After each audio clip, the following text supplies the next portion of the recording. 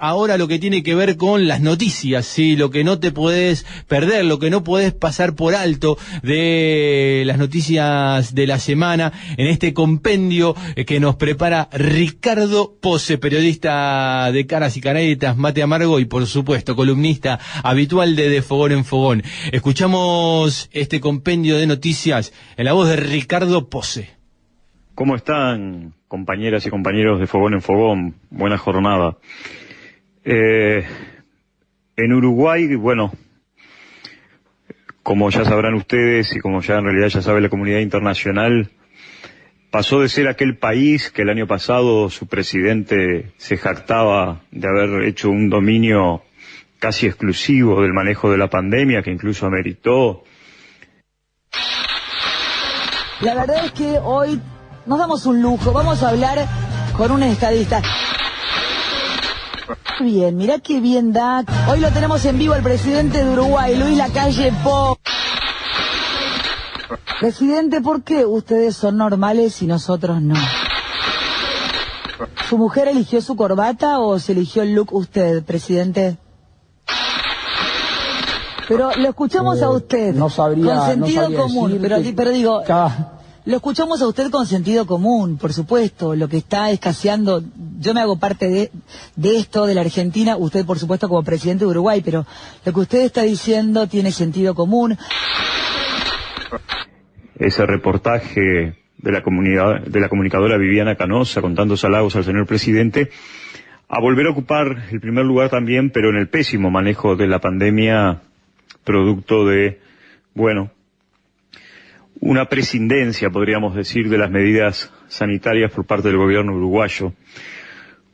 Como muy bien decía, y creo que esto puede ser pintar al personaje, más bien que no es en mi rol de periodista hacer este comentario, pero bueno, el famoso letrista y murguero Raúl Castro habla del señor presidente. Porque fíjense ustedes, ayer...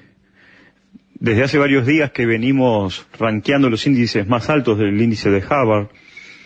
Ayer hubo 3.567 casos positivos. Ya estamos por encima de los 1.000 fallecidos. Y el gobierno sigue con esta apuesta a no animarse a decretar una restricción de la movilidad que no es por falta de coraje, sino que es para asegurarle a los pequeños grupos económicos que en realidad no están viendo pérdidas de sus ganancias por la situación de la pandemia, que puedan seguir funcionando. Entonces, cuidado estos blancos o negros, cuidado con los titulares. O mejor dicho, otros pueden tirar titulares, nosotros tenemos la obligación de gobernar.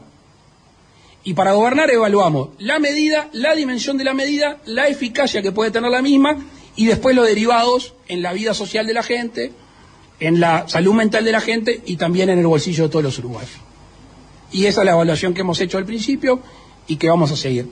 Concluyendo con las medidas que hemos adoptado, si la gente las acata y además se cuida y cuida al resto de los uruguayos, deberíamos de seguir aplanando la curva, deberíamos de no tener saturación del CTI y deberíamos haber blindado abril. Mientras tanto, en el Uruguay se desata esta guerra sanitaria con situaciones tan lamentables como las que están viviendo departamentos muy cercanos a ustedes. Seguramente ya se habrán enterado por la prensa que en el departamento de Río Negro, en un residencial de Fray Ventos, ya en el momento que estamos haciendo este informe de un total de 63 residentes que había a principios de este año,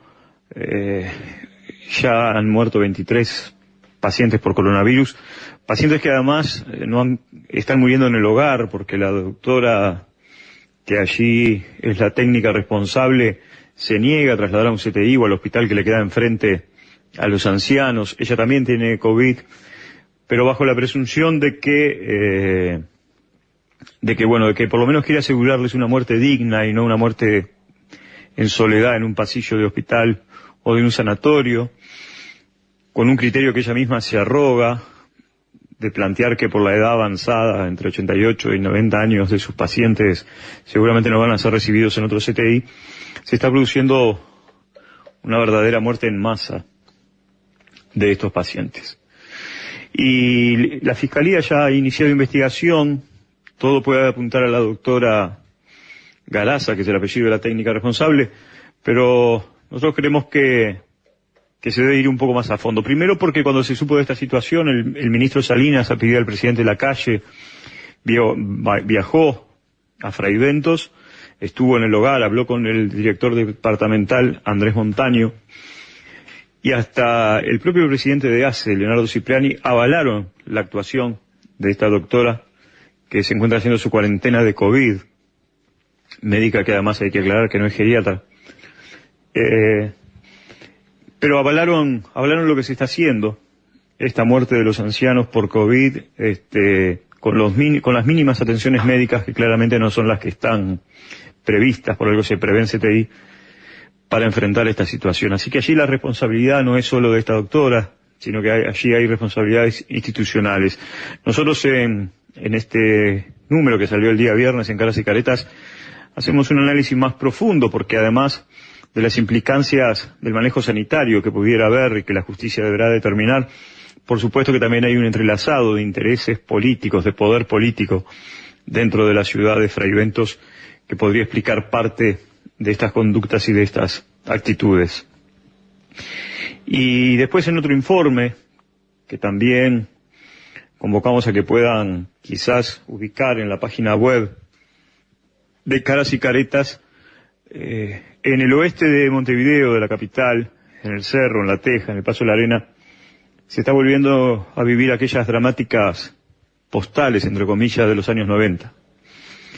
Niños con hambre, niños que son aconsejados o recetados por los pediatras de salud pública, los que consultan, a que su familia asistan a una olla popular para poderles brindar alimentos porque están empezando a tener síntomas propios de la desnutrición. Esto hacía años que no escuchábamos, incluso hacía años que no veíamos niños pidiendo plata en la calle.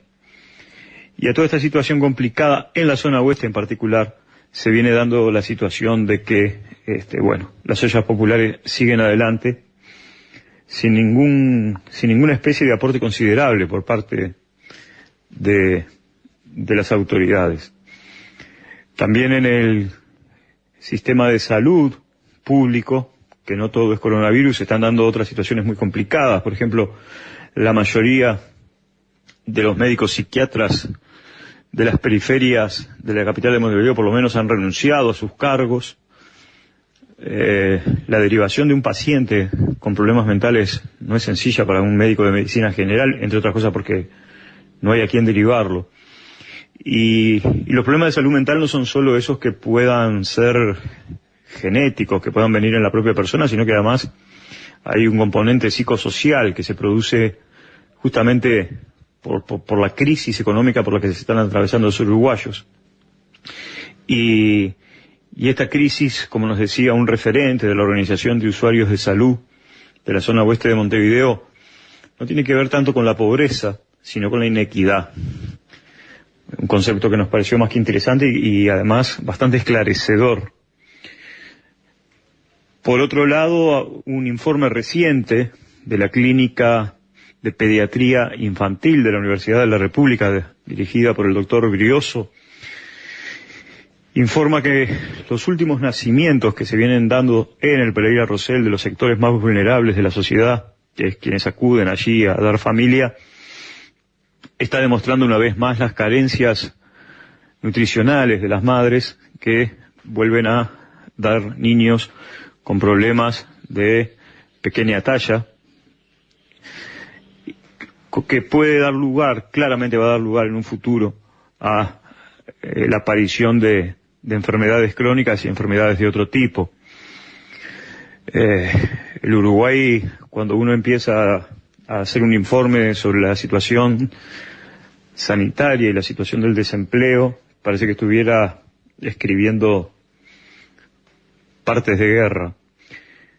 Y bueno, nuevamente, sin embargo, el presidente volvió a realizar una nueva conferencia pública para anunciar que las clases que en principio estaban previstas funcionaran virtualmente hasta el 12 de abril, ahora seguirían hasta el 3 de mayo, pero se sigue sin tomar medidas más enérgicas que permita parar esta ola de contagios, desconociendo ya incluso a esta altura la mayoría de las entidades científicas y médicas que están solicitando por favor que se tomen medidas urgentes. Así que bueno, este es un poco el panorama complejo por el que está atravesando el Uruguay en estas horas.